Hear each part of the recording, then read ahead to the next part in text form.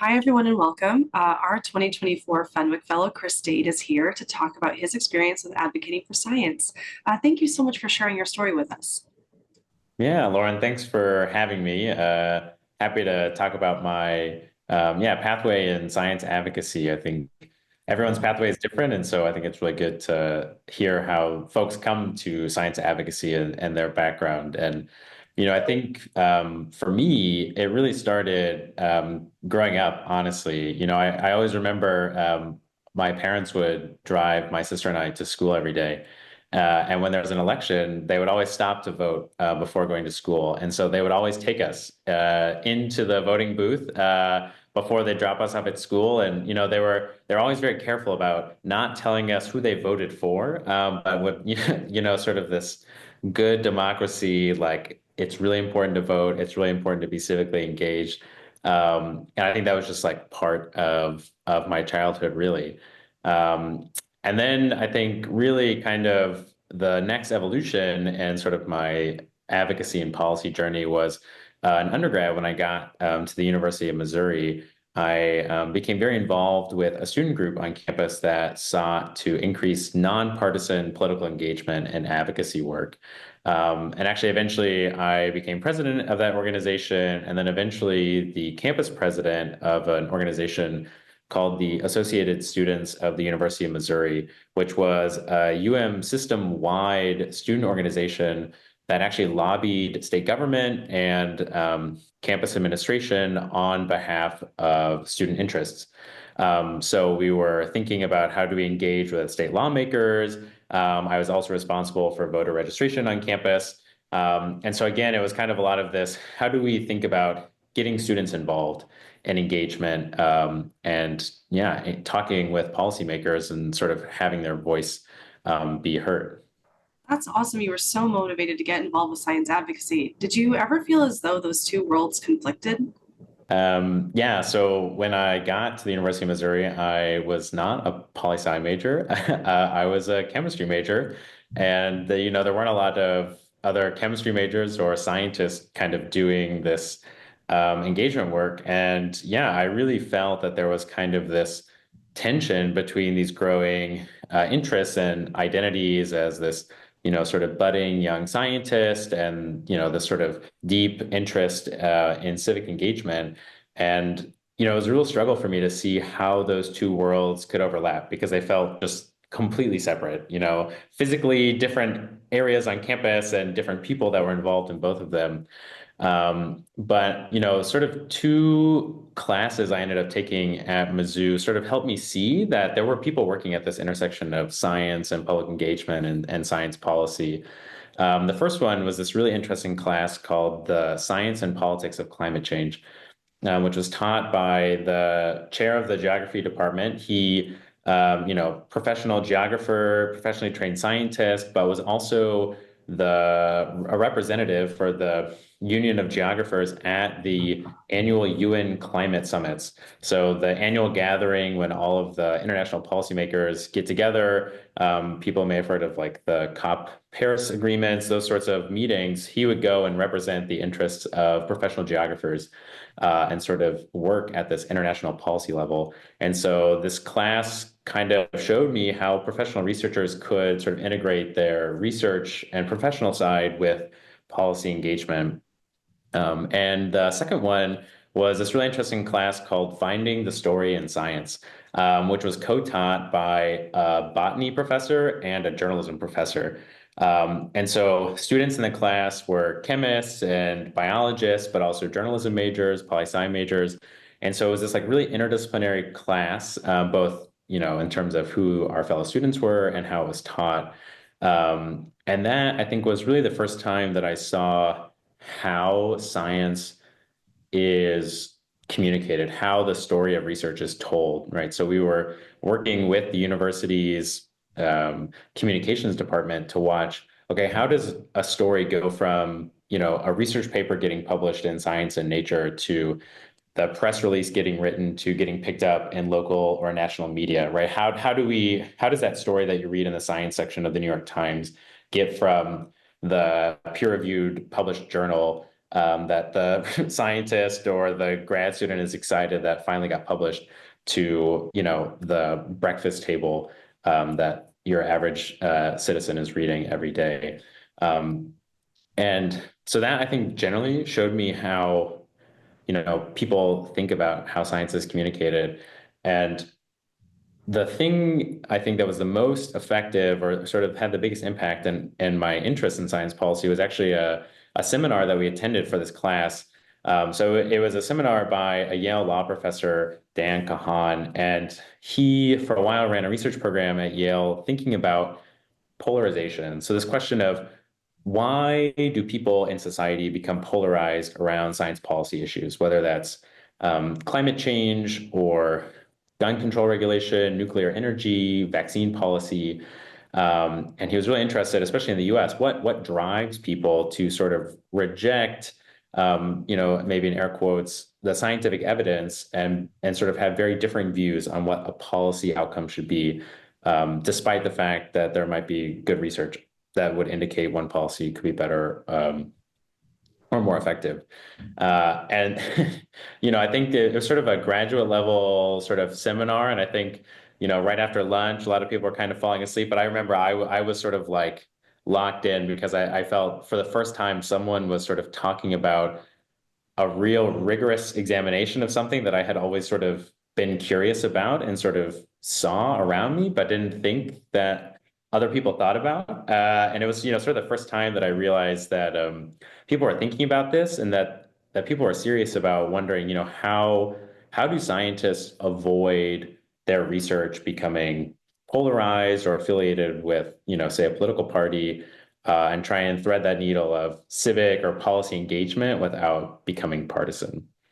And then I think probably the next evolution in my policy engagement was in 2017. That March, I was actually one of the local organizers for the March for Science in Columbia.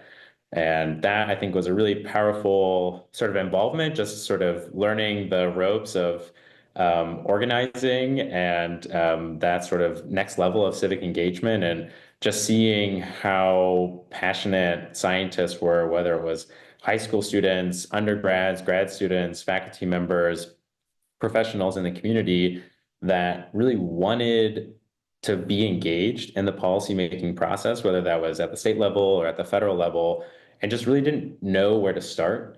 And I think that really showed me that there was a lot of excitement and energy in the scientific community to do this engagement, but that there just wasn't a lot of knowledge within science itself about how to do that and how to do that effectively. Makes sense. So, how do you feel like you were able to reconcile the differences you felt between civic engagement and science? Yeah, so it took time.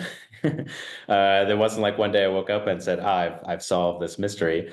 And part of that actually was deciding to pursue a master's in science and health communication, in order to sort of understand or spend some time really thinking about, again, this phenomenon of polarization around science policy. Why do people become polarized in social settings, in policy making?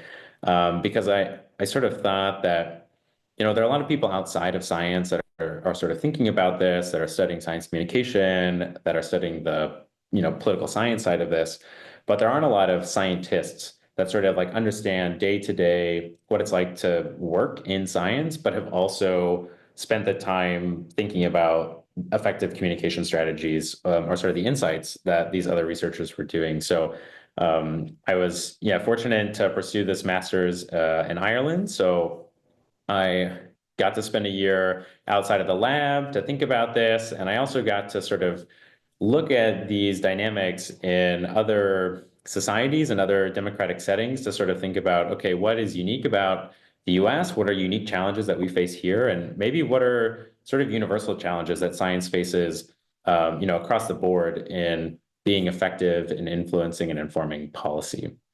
Um, and during my time in the masters, it was really exciting. I really enjoyed it, but I also realized that I missed being in the lab, and I knew I wanted to come back to bench science and sort of be back in the scientific world. But I felt I had the tools that I could bring back to my fellow scientists that I saw, say, at the March for Science that were sort of yearning for this like training insights into how they could be effective at engaging policymakers and having some of these conversations. And so I decided to come back to the world of chemistry and pursue my PhD in chemistry here at the University of Madison. Not only because the chemistry department here and the research is world class, but UW-Madison, like a number of universities in the US, is a land-grant university. And so it sort of expresses this idea as the Wisconsin idea. And it's this concept that education should influence people's lives beyond the boundaries of the classroom, right? So what we're doing on campus doesn't just stay here. It doesn't just stay in higher education amongst those of us that are privileged to have, these education backgrounds and degrees, but that we really translate the research that's happening here out to people's lives. And what is the mechanism of that? Oftentimes through policy. And I was really excited that I could do my graduate work at a place where there was this institutional mission at the intersection of science and public engagement. And I sort of wanted to build that into my graduate training. And I've also been fortunate during my graduate time to pursue a PhD minor in life science communication. So building on that master's education that I had and sort of even deeper understandings of some of the insights and lessons from the communications research and also these professional connections so that it's not just that I'm, reading papers or studies about how to effectively communicate, but now I know, whether it's scholars in science communication or other graduate students that are also early career and kind of building those cross-disciplinary, collaborative, professional and friendship connections so that, as a scientist, I know the communication experts as that field continues to evolve so that it's not just tools that I learned, eventually decades ago, but it's, being able to stay on top of that and really facilitate that science communication, sort of like two-way communication dialogue. Awesome. Were there any other activities outside of the classroom that helped you pursue science advocacy in Wisconsin? Yeah, so another big, I think, draw for me to come to Wisconsin was a graduate student group here on campus called Catalyst for Science Policy, because I didn't want to wait to do this like engagement. It was something I wanted to really get involved with while in grad school. And so during my time here at UW, I've really been involved with CASP through several leadership positions. I was the policy engagement chair with CASP, and that year I sort of really focused on helping grad students on campus better understand how does our state government in Wisconsin work? How does the policymaking process work? How are policymakers getting information? How are they sort of learning about topics? Because there's a lot of research that's done here at UW-Madison that affects issues that the state of Wisconsin is facing. And a lot of graduate students are really interested in how their research impacts state policymaking. But a lot of us are not from Wisconsin. A lot of us, might even be international students. And so that state level policymaking can feel very opaque. And so we really wanted to spend a lot of time helping graduate students better understand that and build those connections with state lawmakers and state policymakers. And then I also served as co-president of CASP for 2 years. And during that time, we really tried to sort of develop CASP as a springboard for people. So we didn't have any specific policy topic that we as an organization advocated on, but really tried to, help grad students find whatever policy they were passionate about that they, were really interested in and think, okay, how can we give you those tools, those insights so that you can be effective at the communication that you want to do. So I've over the past few years helped organize a graduate research showcase during UW-Madison Day at the Capitol. This is a poster session that graduate students get to present in the rotunda of the state capitol. So citizens that are just in the Capitol get to stop by and see the research that's happening. State policymakers, legislators stop by, their staff stops by, the lieutenant governor has come by, so it's kind of all of Wisconsin state government and the general public that gets to stop by. We've had graduate students that have had state lawmakers come out to the cranberry bogs that they're studying now because of these events that we've set up. I've also been involved with efforts to establish an official state microbe for the state of Wisconsin, Lactococcus lactis, which is involved in cheese making, probably to the surprise of no one. So that's an ongoing effort. And the other big effort that we're working on in Wisconsin is spearheading, exploring, developing a state level science policy fellowship program. So we just got $100,000 planning grant from the National Council of State Legislators and the Gordon and Betty Moore Foundation to spend this next year really thinking about what are the gaps that exist for policymakers at the state of Wisconsin now, and how could we possibly set up a fellowship program to bring in PhD level or terminal degree level scientists to Wisconsin state government and sort of bring their expertise to bear on the issues that are facing our state. So. Awesome. And Chris, I'm just so impressed by the thoughtful ways you've brought science and civic engagement together. Do you have any parting advice for anyone else who might want to do more? Yeah, I guess I have kind of 5 takeaways that I've learned, sometimes easily, sometimes the hard way, through science engagement that I think are really important for any scientist that is, really excited or really interested in engaging in policy or even with the public. And the first one is that it takes a lot of time and a lot of patience. You're probably not going to get it right the first time. It's a learning experience, and the more you do it, the better you get. So just know that. I think it can feel very easy to be very excited initially, to want to do a lot of engagement. And then if things go poorly, or, your audience or policymakers don't respond quite the way you expect them to, it can feel very disheartening. But persistence, time, and patience, I think, really pay off. The second one, I think, cannot be overemphasized enough, which is that you have to understand your audience. You have to understand how they think, and you have to understand what's important to them. So, I think it cannot be stressed enough that the way we as scientists think and operate professionally day to day is weird. No human spends most of their day thinking about what the data is, what the facts are, looking for new data and facts for every decision that they make. Even we as scientists don't do that. All right. So what I like to tell people is, even this morning, every day I have oats for breakfast.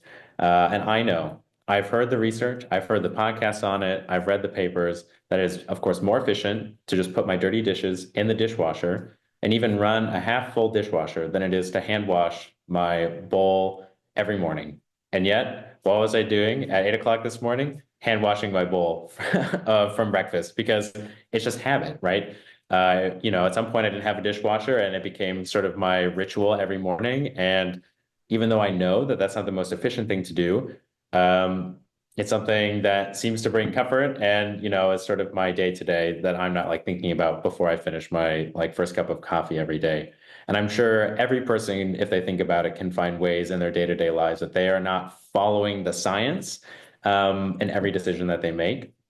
And it's important to realize that most people are not professional scientists, and they are operating in different environments with different considerations. And so it's really critical to sort of put yourself in their mind frame and really understand what is important to them. How are they thinking? What are they evaluating? Because if you try and communicate with non-scientists as if they were also professional scientists, you're not going to get very far. I think the third one, which I think is related, is that at the end of the day, our job as scientists is not to make policy or write laws. Our goal, hopefully, is to inform policymaking decisions. But the people that are elected or are chosen to do their job, to make policy, to make these decisions, have to think about, what does the scientific evidence say? What are economic considerations? What are political considerations? What are their moral and ethical considerations? And science and research can speak to some of those, but it can't speak to all of those considerations. And so I think our goal shouldn't be science-based policy, I think, but it should be science-informed policy. We hope that policymakers are listening to research and listening to science and incorporating that into the very difficult, often, decisions that they have to make. I'd say the fourth one is that, okay, you're thinking about all these considerations and it's like maybe there's one easy way that eventually you just realize, but sadly there's no secret trick to good science advocacy. There's no, one secret that at the end of this webinar everyone is going to know and is going to be the perfect science advocate. But it just, like I said, I think number one takes time and patience and it takes repetition. Um, and yeah, you have to be uh, willing to put in the work and try new things and be willing to take some setbacks, but keep at it and be persistent. Um, and I think the fifth one that is really critical because you're going to have to be doing a lot of science engagement, you're going to face setbacks. You are going to be probably talking with policymakers that you might not agree with on policy issues or um, maybe not a lot of anything, but they're the ones in decision-making positions or they're the ones that hold policy power. And so you want to maybe influence them or have them hopefully be informed by your research is that I think it is really important that you presume good intentions. So I think most scientists hope that the public, those that aren't in science, presume that, we are in science because we are curious about the world around us. We might see problems, and we think that we can bring science to bear to solve those problems, right? Whether it's the people that go into cancer research because they had a family member who died or was affected by a cancer diagnosis, or those of us working on antibiotic resistance because we know someone who's had a terrible, drug resistant infection or something, that we go into science with good intentions because we want to understand the world and solve problems. you know, I have found that if you start from a place that you presume the policymakers, the lawmakers that you're talking with, even if they're from a different party than you or ideologically on the opposite side of the spectrum, if you go in presuming that they are in office to make good policy because they want to benefit their citizens, the people around them, their communities, if you go in presuming that they have good policy intentions, that is going to open a lot of doors and people are going to be more receptive to listening, to engaging. And I think you're going to have more productive conversations if you go in with a sense of good intent. And then hopefully that can, lead to science-informed policymaking so that maybe your science does influence policy in a way that you hope, but can have an effect on people that otherwise you you wouldn't agree with or identify with being a member of the same party. But that can really open up a lot of doors and really ensure that if you want to be an effective science communicator and do effective science engagement, then that I think is absolutely fundamental and critical. Thank you so much, Chris. And a reminder to everyone listening that ASM Advocacy is always here to help our members get more involved with policies affecting microbiologists. If you're interested in the Fenwick Fellowship, go to asm.org and search Fenwick.